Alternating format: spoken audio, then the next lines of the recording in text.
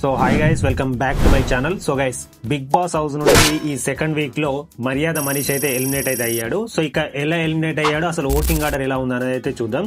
So ముందుగా ఎలా eliminate అయ్యాడు అంటే, వాస్తవానికి అయితే ఓటింగ్ ఆర్డర్ ప్రకారం అయితే మర్యాద మనీష్ వర్సెస్ మనకు ప్రియా శెట్టిని అయితే లాస్ట్ రౌండ్ లో పెట్టి ఎలిమినేట్ అయితే చేయాలి. ఎందుకంటే వాళ్ళిద్దరికి లీస్ట్ ఓట్స్ అయితే వచ్చాయి.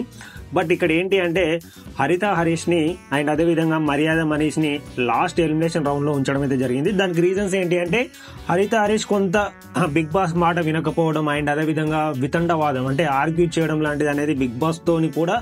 సో ఇది చాలా జరిగింది.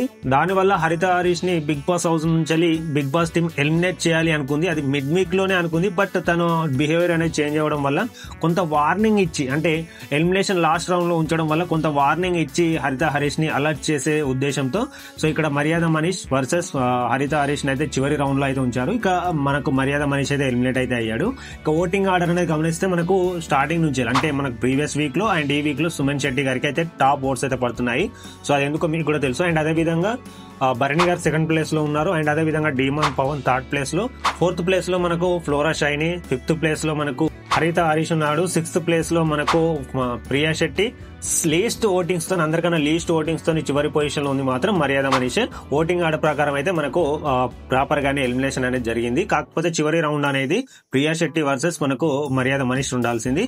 సో వార్నింగ్ ఇచ్చే ఉద్దేశంతో మనకు హరిత వర్సెస్ మనకు మర్యాద మనీష్ అయితే ఉంచడం అయితే జరిగింది గైస్. సో ఇక ఈ ఎలిమినేషన్ పట్ల మీ ఒపీనియన్ ఏంటి అనేది ఖచ్చితంగా కింద కమెంట్ అయితే చేయండి. మనకు మంచి అప్డేట్ తో మీ ముందుకైతే వస్తాను.